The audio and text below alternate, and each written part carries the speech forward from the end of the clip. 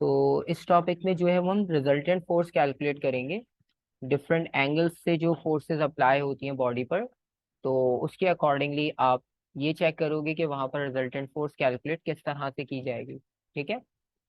तो वहां पर हम रिजल्टेंट फोर्स के लिए वेक्टर मेथड यूज करते हैं, और उसे आप पैरेललोग्राम मेथड भी कह सकते हो। तो वो मेथड हमने यूज करना है यहाँ पर, और फिर आप रिजल्टेंट फोर्स कैलकुलेट कर सकते हो। और लेट्स सपोज उसमें एग्जांपल आपके पास इस तरह से हो कि लेट्स सपोज अगर एक ऑब्जेक्ट यहाँ पर रखा हो,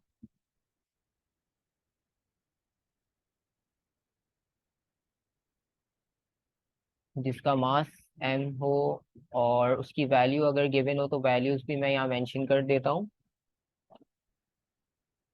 और उसके साथ जो है वो डिफरेंट डायरेक्शंस में आपके पास फोर्सेस भी गिवन हो।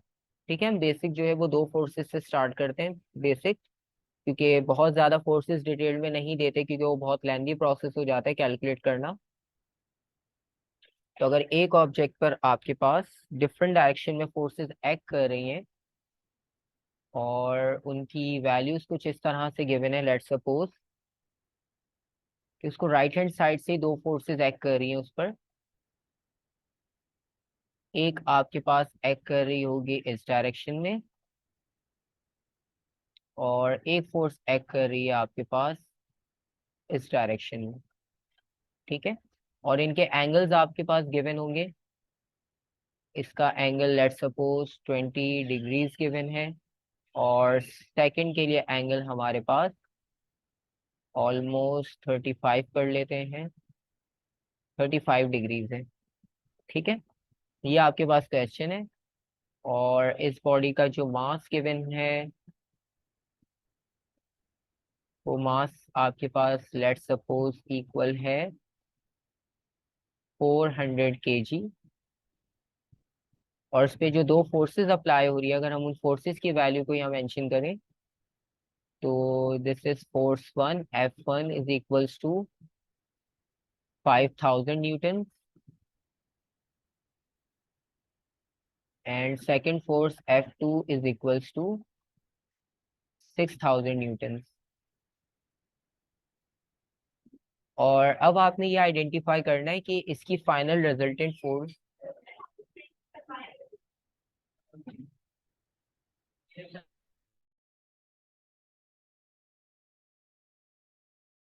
तो फाइनल रिजल्टेंट फोर्स की मैग्नीट्यूड, और आपने इसकी डायरेक्शन को कैलकुलेट करना है, राइट।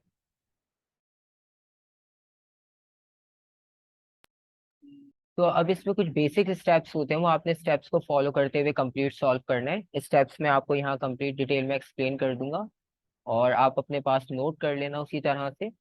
फिर आपको क्वेश्चन सेंड कर दूंगा, और आप उसको as it is actual values के साथ सॉल्व करना। 6,000 5,000 से शायद माइनस करें। नहीं नहीं, अब यहाँ पे माइनस नहीं कर सकते, क्योंकि यहाँ पे प्रॉब्लम पता है क्या है, कि एंगल डिफरेंट है। अब ये दोनों फोर्सेस इक्वल ऑपोजिट नहीं है। जिस तरह हमने बैलेंस्ड अनबैलेंस्ड में पढ़ा कि उसमें डायरेक्शंस जो थी वो इक्वल ऑपोजिट थी, तो हम ऐड और सब्ट्रैक्ट कर रहे थे। ठीक है। लेकिन सही। यहाँ पर अब दोनों की डायरेक्शंस राइट हैंड साइड पर है, और डिफरेंट एंगल से है। ठीक है, तो अब यहाँ पे एडिशन सब्ट्रैक्शन का प्रोसेस फॉलो नहीं कर सकते हम। तो यहाँ पर हमारे पास डिफरेंट स्टेप्स होते हैं, और अगर हम उन्हें स्टेप्स को स्टार्ट करें, तो लेट्स सपोज हमारा जो स्टेप 1 होगा, तो स्टेप 1 में आपने ये करना है कि एक स्केल सेलेक्ट करना है, क्योंकि अब ये वैल्यूज जो है वो न्यूटन्स में है, और न्यूटन्स को हम पेपर पे ड्रॉ नहीं कर सकते। ठीक है। तो हमारे पास पहला स्टेप ये होगा कि हमें एक स्केल अपना सेट करना होगा।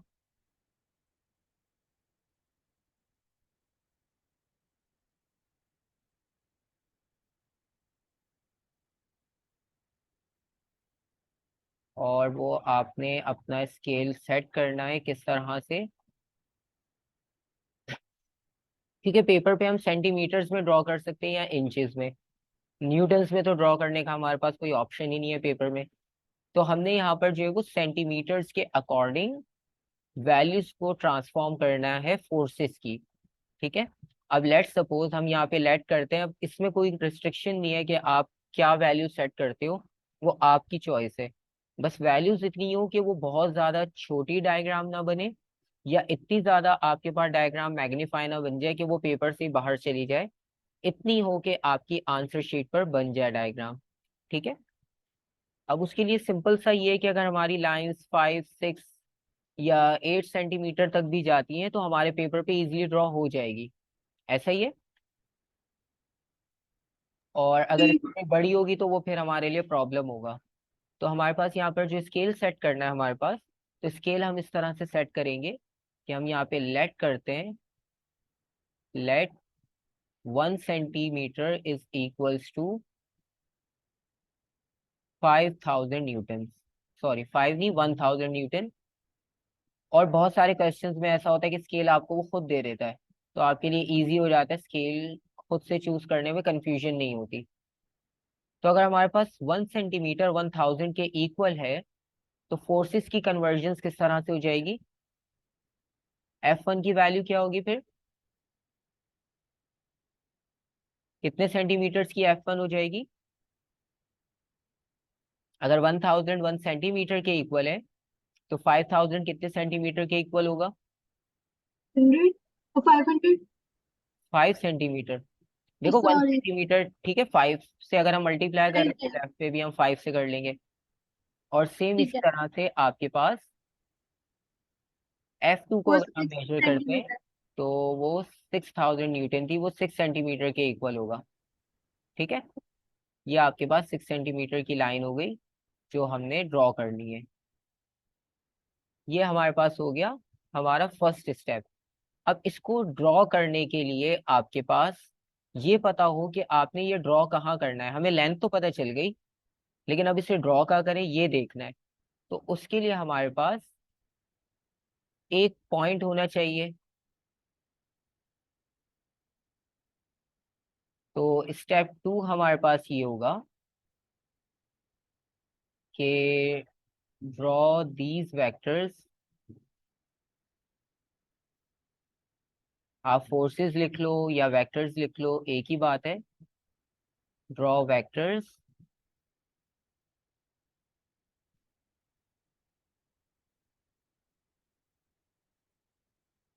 Of the given length. जो लेंथ हमारे पास आई है, हमने उन्हीं लेंथ के वेक्टर्स को ड्रॉ करना है। Of the given length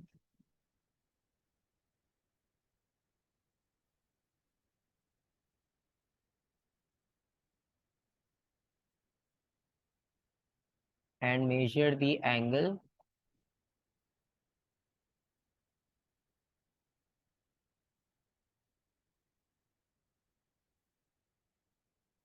and measure the angle. अब एंगल मेजर करने के लिए हमें डी यानी प्रोटेक्टर यूज करना पड़ेगा। With the help of protractor.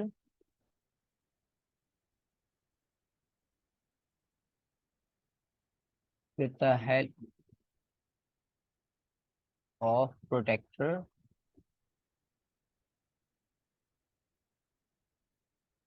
ठीक है। तो हमने डी की हेल्प से एंगल को मेजर करना है, और लेंथ तो हमारे पास स्केल से हम ड्रॉ कर सकते हैं। ठीक है। तो उसके लिए हमारे पास एक रेफरेंस पॉइंट हम पहले ड्रॉ करेंगे, और फिर उसके बाद जो है हम एक्चुअल लेंथ को ड्रॉ करेंगे। ठीक है। अब यहाँ पर जो है मैं आपकी जो फाइनल डायग्राम होगी उसको ड्रॉ कर देता हूँ, और सारी डायग्राम हम इसी पेज पर बनाएंगे, और दूसरे पेज को हम यूज करेंगे स्टेप्स लिखने के लिए। अब लेट सपोज आपके पास ये आपका रेफरेंस पॉइंट आ गया। ठीक है। और इस रेफरेंस पॉइंट के अकॉर्डिंग आप एक स्ट्रेट लाइन ड्रॉ कर लोगे।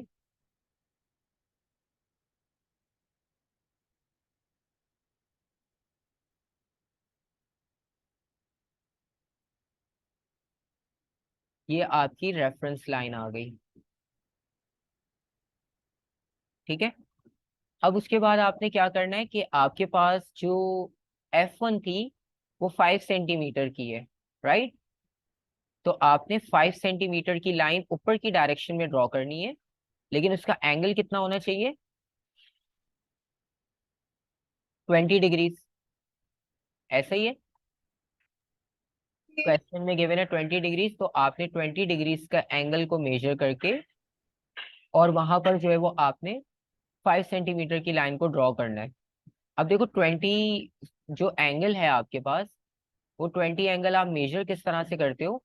आप डी को यहाँ पर रखोगे इस ओरिजिन रेफरेंस लाइन पर, ठीक है, बिल्कुल इसके ऊपर रखोगे आप डी को, और इसमें जहां भी 20 मार्क आपको नजर आएगा, ठीक है, या 20 डिग्रीज आप यहाँ बेस से मेजर कर लोगे और वहां पर एक पॉइंट मार्क कर लेना, ठीक है। और वहां से एक स्ट्रेट लाइन आपके पास 5 सेंटीमीटर की ड्रॉ हो जाएगी, ठीक है।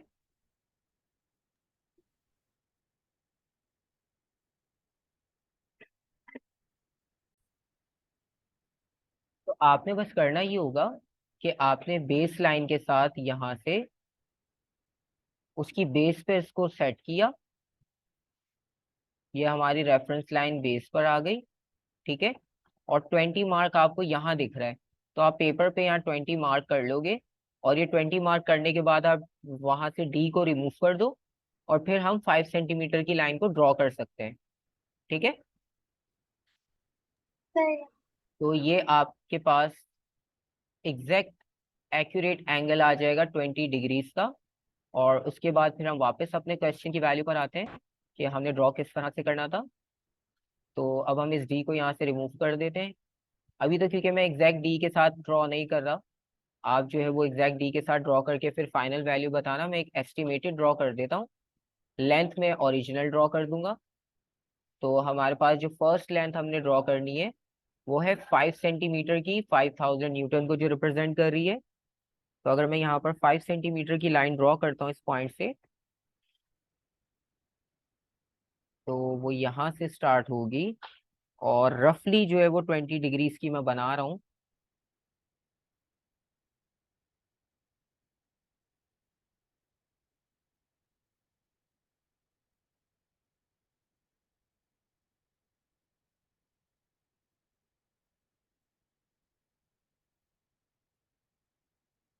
ठीक है, ये मेरे पास एक वेक्टर आ गया, इसकी लेंथ जो है वो 5 सेंटीमीटर मैंने ड्रॉ की है, और जिसका एंगल मेजर किया है वो 20 डिग्रीज का किया है, ठीक है।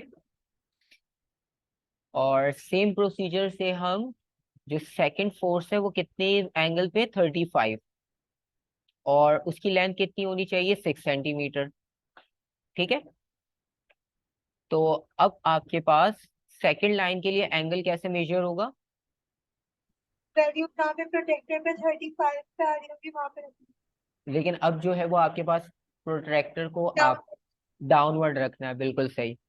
तो अब आपने डाउनवर्ड प्रोटेक्टर रख के 35 मेजर किया, और 35 मेजर करने के बाद उसकी लाइन को यहाँ पे मार्क करना है ऑफ 6 सेंटीमीटर, जो कि इससे थोड़ी सी लेंथ में ज्यादा होगी और एंगल में थोड़ी वाइड होगी। तो वो आपके पास यहाँ पर आएगी, ठीक है। तो ये आपके पास लेंथ कितनी होगी, 6 सेंटीमीटर। ये आपके पास सेकंड वेक्टर हो गया, जिसकी वैल्यू कितनी गिवन है हमारे पास, 35, greater than the previous one, so 35 degrees. यहाँ तक कोई कंफ्यूजन।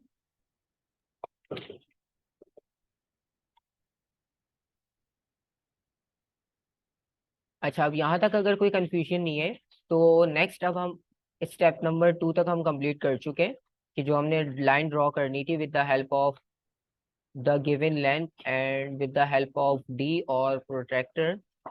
अब नेक्स्ट स्टेप आपने ये करना है कि अब आपने कंपास को यूज करना है, क्योंकि अब दोनों फैक्टर्स तो ड्रॉ हो गए, और अब हमने उसकी हेल्प से ये देखना है कि रिजल्टेंट की डायरेक्शन क्या होगी, ठीक है। तो अब आपके पास जो नेक्स्ट स्टेप होगा, स्टेप नंबर 3। तो step number 3 will be like this,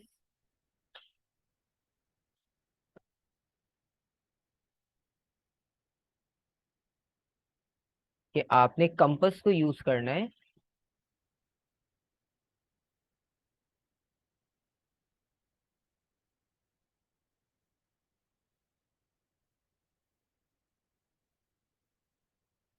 और आपने आर्क ड्रॉ करना है टू ड्रॉ एन आर्क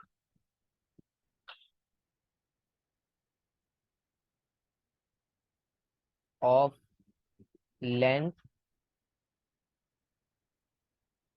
अब आपके पास वो लेंथ कितनी होगी? हमारे पास दो वेक्टर्स है ना, दो लेंथ है, एक 5 सेंटीमीटर, एक 6 सेंटीमीटर। तो ठीक है, हमने यहाँ पर क्या करना है कि हमारे पास जो लेंथ होगी वो हमने पहले F1 की लेनी है।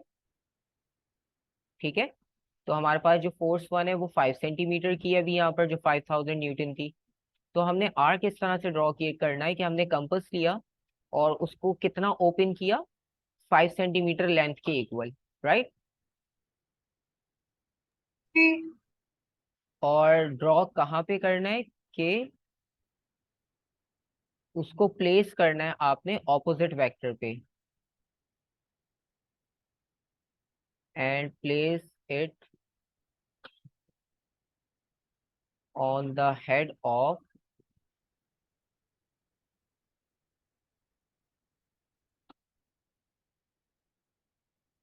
Opposite vector.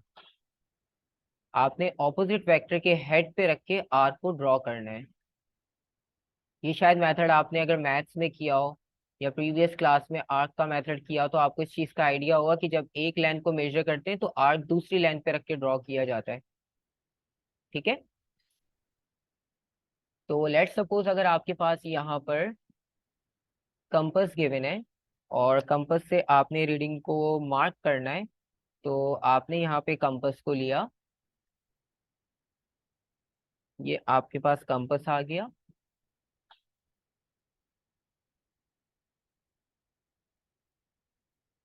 ठीक है, और उस कंपास में आपने उसको पहले कितना ओपन किया, फर्स्ट 5 सेंटीमीटर के लिए।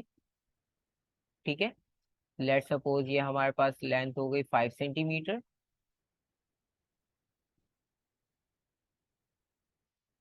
और अब इसको प्लेस कहाँ करना है? इस कंपास को पहले प्लेस करेंगे यहाँ पर।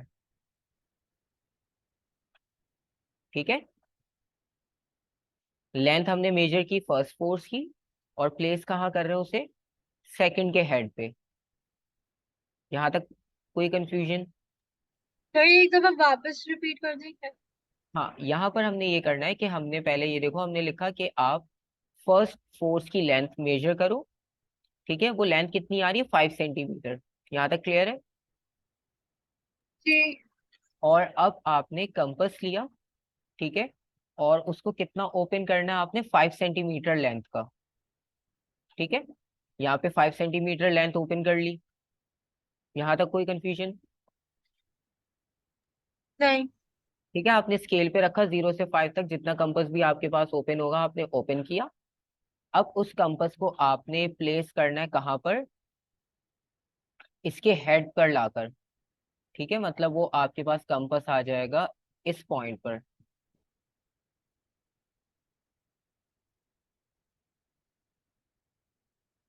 ये आपके पास कंपास यहाँ रखना है आपने। ठीक है, आपने कंपास यहाँ रखा, जिसकी लेंथ आपके पास कितनी थी अभी, 5 सेंटीमीटर। क्लियर? कैसी डायरेक्शन में रखना है? नहीं, वो आपने ऐसे रखना है कि उसका एक पॉइंट इसके हेड पर आ जाए। ठीक है, दूसरा भी हमने कहीं प्लेस नहीं किया, आप थोड़ा सा उससे ऊपर लिफ्ट करके रखो पेपर से। तो आपके पास एक पॉइंट जो है वो उसकी हेड पर होना चाहिए, एग्जैक्ट यहाँ पर। और जाहिर सी बात है सेकंड एंड पर जो पेंसिल लगी होगी आपके पास। ठीक है, और इससे आप मार्किंग करते हो। तो अभी हमने पेंसिल के मार्क को चेक नहीं किया कि वो पेंसिल का मार्क कहाँ होगा। ठीक है, सही है। अब जब आप पेंसिल के मार्क करोगे तो आपको पता है कि हम कंपास जब पूरा 360 घुमा लें तो हमारे पास एक सर्कल बन जाता है, ऐसा है। जी। और जब वो सर्कल बनता है तो अभी हमने यहाँ सर्कल नहीं बनाना, हमने सिर्फ छोटा सा मार्क करना है। ठीक है, तो वो एक कर्व इस तरह से शेप में आएगा। ठीक है, क्योंकि हम पूरा सर्कल ड्रॉ नहीं कर रहे, राइट। जी। तो अब आपने कंपास को इस पोजीशन में रखा, और इसके बाद जब आप इसका आर्क ड्रॉ करोगे तो अब क्योंकि इसकी लेंथ 5 सेंटीमीटर है, 5 सेंटीमीटर इसके अकॉर्डिंग अगर आप देखो तो वो काफी बड़ी होगी। ठीक है, तो वो आर्क आपके पास यहाँ पर कहीं मार्क होगा। ठीक है, मतलब ये जो पेंसिल की मार्किंग आएगी वो यहाँ आएगी 5 सेंटीमीटर, क्योंकि लेंथी है, तो वो इस पॉइंट पे कहीं मार्क करेगा। राइट, मतलब कंपास आपके पास इतना जब स्ट्रेच होगा 5 सेंटीमीटर, तो उसकी लेंथ भी काफी बड़ी हो चुकी होगी। ठीक है, और जब आप इसे रोटेट करोगे इस कंपास को, तो रोटेट करने में क्या होगा कि वो एक कर्व पार्ट बना देगा सर्कल का, क्योंकि हम पूरा 360 नहीं घुमा रहे उसे, सिर्फ हमने यहाँ पर फ्रंट पे मार्क करना है, क्योंकि हमारी फोर्सेस की डायरेक्शन राइट पर है। क्लियर है?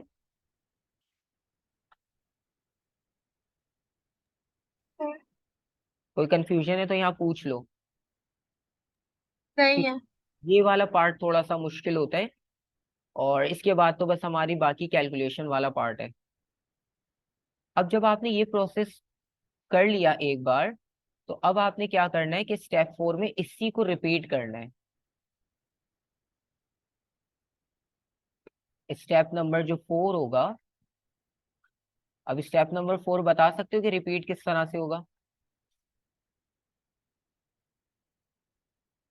उसके अगले साइड पे करना पड़ेगा शायद। साइड के लिए करना होगा, बिल्कुल सही। तो अब क्योंकि एक वेक्टर को मार्क कर लिया, तो दूसरे को भी मार्क करना है। Repeat same process for second vector या सेकंड फोर्स।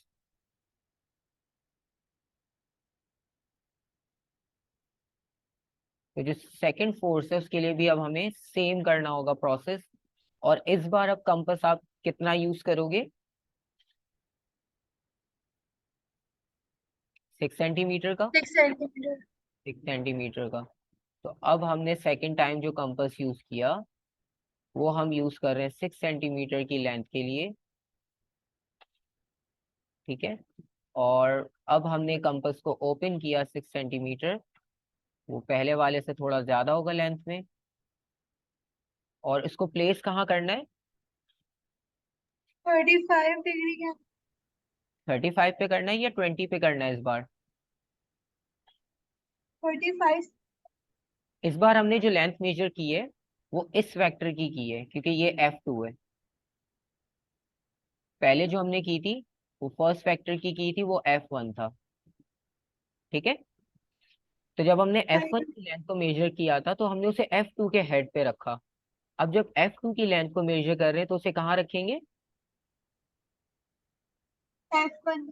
F1 के हेड पे।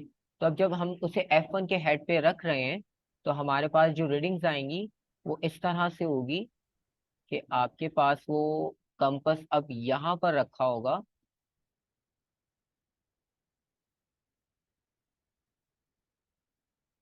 ये आपके पास कंपास आ गया यहाँ पर, और इसकी लेंथ अब 6 सेंटीमीटर है।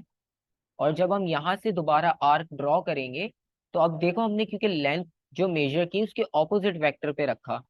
ठीक है, तो वो दोनों एक ही पॉइंट पे इंटरसेक्ट उनका आर्क करेगा। ठीक है, तो जब आप उसका आर्क ड्रॉ करोगे, तो वो आर्क यहाँ से इंटरसेक्ट होता हुआ जाएगा। ठीक है, जब आप उससे भी मार्क करोगे सेम इसी मेथड के थ्रू, आप इतने 6 सेंटीमीटर वाइड उसे ओपन कर लोगे। और इतना ओपन करने के बाद जब इसके हेड पर रखोगे यहाँ पर, और यहाँ पे हेड पे रखने के बाद जब आप उसे घुमाओगे पूरा, ठीक है, तो वो आपके पास इस पॉइंट को क्रॉस करते हुए जाएगा। राइट, यहाँ तक क्लियर है? अब आर्क जब ड्रॉ कर लिए, अब आपके पास कंपास और डी का काम खत्म हो गया। ये थोड़ा सा पार्ट एक दो बार प्रैक्टिस करोगे तो इजी लगेगा, क्योंकि अभी परफॉर्म नहीं कर रहे तो थोड़ा सा डिफिकल्ट लग रहा होगा। तो अब इसके बाद क्या करना है, अब हमने ये कंपास और डी को जो है वो यहाँ से हटा देना है। ठीक है, और जब हम उसे हटा देंगे, तो अब हमारे पास एक इंटरसेक्शन पॉइंट आ गया यहाँ पर। ठीक है, अब इस इंटरसेक्शन पॉइंट का हमने ये करना है कि इसे अपने वेक्टर्स के साथ ज्वाइन करना है। ठीक है, हम दोनों वेक्टर्स के साथ ज्वाइन करके देखते हैं इसे। अगर आप इसको ज्वाइन करते हो इस इंटरसेक्शन पॉइंट के साथ,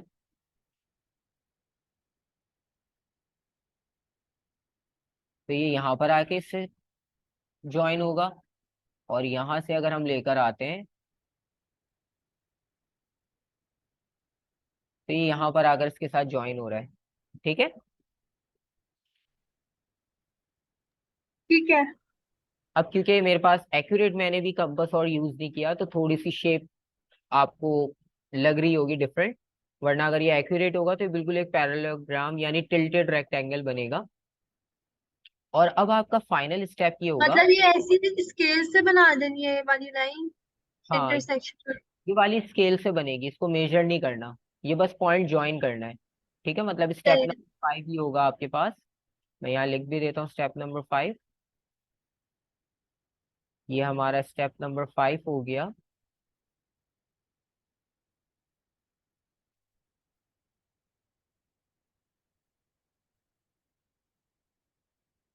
अब आपने एक लाइन ड्रॉ की, ड्रॉ अ लाइन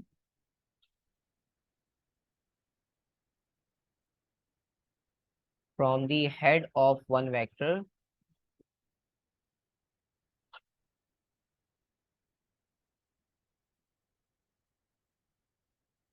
और अभी हम F1 की अगर बात करें,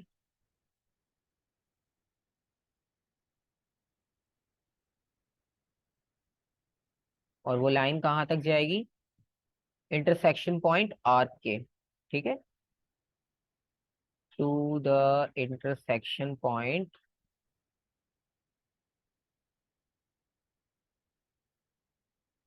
to the intersection point on arc. ठीक है,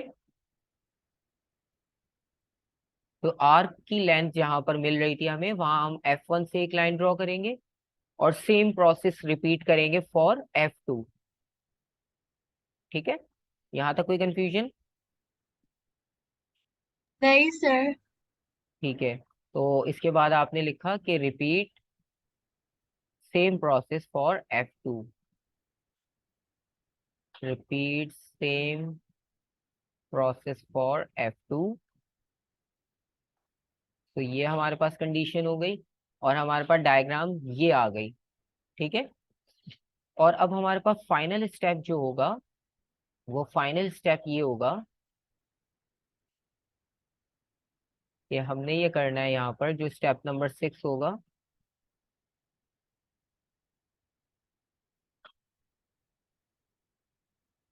अब आपने करना है draw a line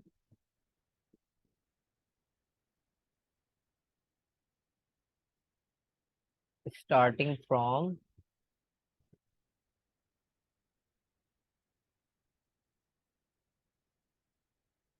starting from the head of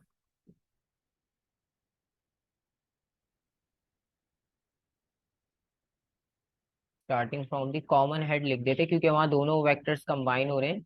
starting from the common tail. अब मैं आपको ये पॉइंट दिखा दूंगा, ये मैं किसकी बात कर रहा हूँ, the common tail of two vectors,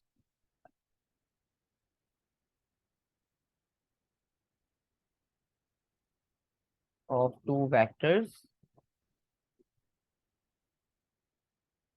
and ending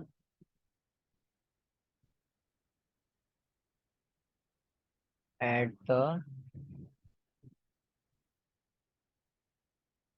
arc point. ठीक है, तो अब ये जो मैंने लिखा है कि कॉमन टेल से आपने जो स्टार्ट करना है, तो अगर आप देखो तो यहाँ पर जो दोनों वेक्टर्स की टेल है वो इस पॉइंट पर कंबाइन है। ऐसा ही है, हेड तो फ्रंट पे है, और ये दोनों वेक्टर्स की कॉमन टेल हो गई, मतलब दोनों की टेल एक जगह पर ज्वाइन है। ठीक है, और ये वाला पॉइंट जो था वो इनका हेड था।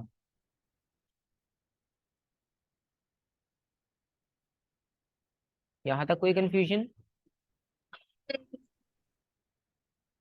अब यहाँ तक आपने जब ड्रॉ कर लिया, तो अब फाइनल स्टेप आपने लाइन ड्रॉ करनी है। अब आप चाहो तो इस रेफरेंस लाइन को मैं थोड़ा छोटा कर देता हूँ ताकि कंफ्यूजन ना हो। वो तो हमने एंगल के लिए ड्रॉ की थी, उसको आप ड्रॉ रहने दो, कोई मसला नहीं है।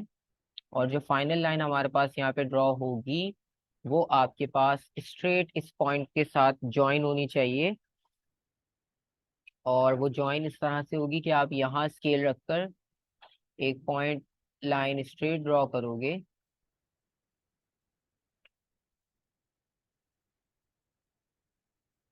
और वो यहाँ तक आ जाएगी। ठीक है। सही है। और ये फाइनल लाइन जो आपने ड्रॉ की है किसको रिप्रेजेंट करेगी?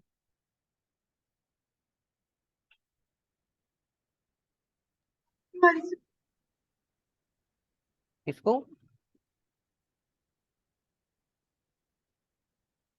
अब ये जो फाइनल लाइन हमने ड्रॉ की है ये फाइनल लाइन आपके पास रिप्रेजेंट कर रही है रिजल्टेंट फोर्स को या रिजल्टेंट वेक्टर को। ठीक है। रिजल्टेंट मतलब क्या, फाइनल? मतलब रिजल्टेंट को आप सिंपल वर्ड्स में ये कह सकते हो कि जब दो या दो से ज्यादा फोर्सेस एक्ट कर रही हो बॉडी पर तो उन सब फोर्सेस का जो फाइनल सम होगा कि फाइनल फोर्स किस डायरेक्शन में उस बॉडी पर अप्लाई होगी उसे हम कहते हैं रिजल्टेंट फोर्स। वो सम ऑफ ऑल वेक्टर्स हो, सम ऑफ ऑल फोर्सेस या सम ऑफ ऑल वेक्टर्स हम लिखते हैं। ठीक है। तो ये आपके पास आ गई यहाँ पर रिजल्टेंट फोर्स, क्योंकि अब आप ये देख रहे हो कि ये दो वेक्टर के कॉम्बिनेशन से बनी है। ठीक है। दोनों को हमने सॉल्व किया, प्रॉपर कंबाइन किया, फिर ये हमें फोर्स मिली है। अभी भी एक चीज बाकी है कि हमें इसकी वैल्यू नहीं पता। ठीक है। तो एक स्टेप अगर मैं और ऐड कर दूं यहाँ पर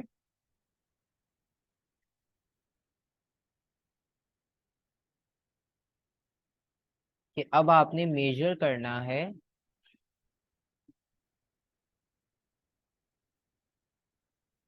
मेजर द लेंथ ऑफ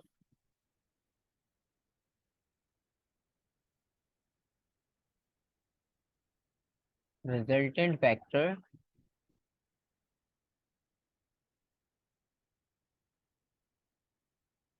उसकी लेंथ सेंटीमीटर्स में आएगी। राइट। जी। और फिर हम उसे कन्वर्ट करेंगे किसमें? फोर्स का यूनिट क्या होता है?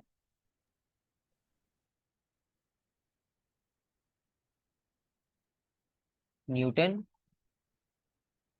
ठीक है।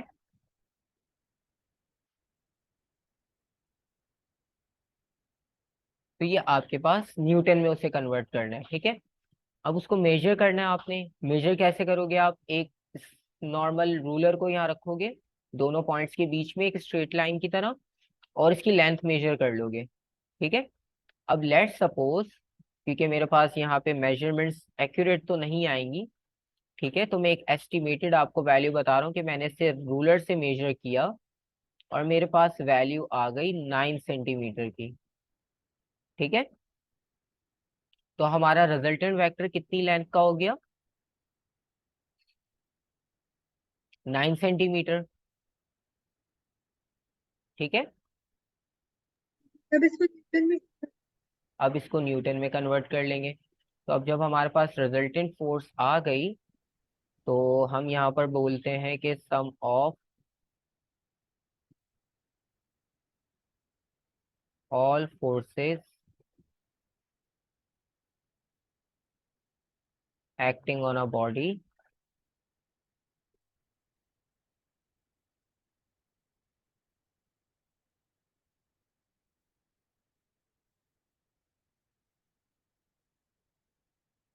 तो जब सारी बॉडी पर एक ही साथ फोर्स अप्लाई हो रही होंगी तो उसकी जो रिजल्ट में आपको फोर्स मिलेगी फाइनल फोर्स वो आपके पास होगी रिजल्टेंट फोर्स।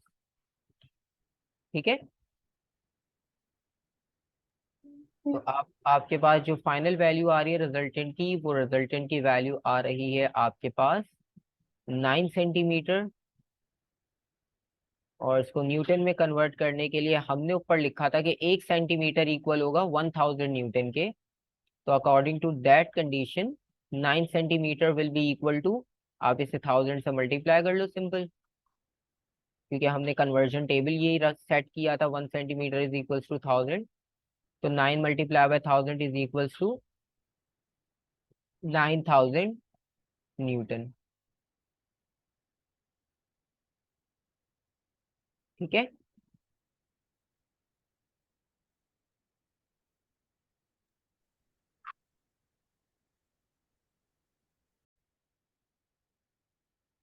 लेट सपोज अगर इसमें वो आपसे एक और क्वेश्चन पूछ लेता कि एंगल क्या होगा,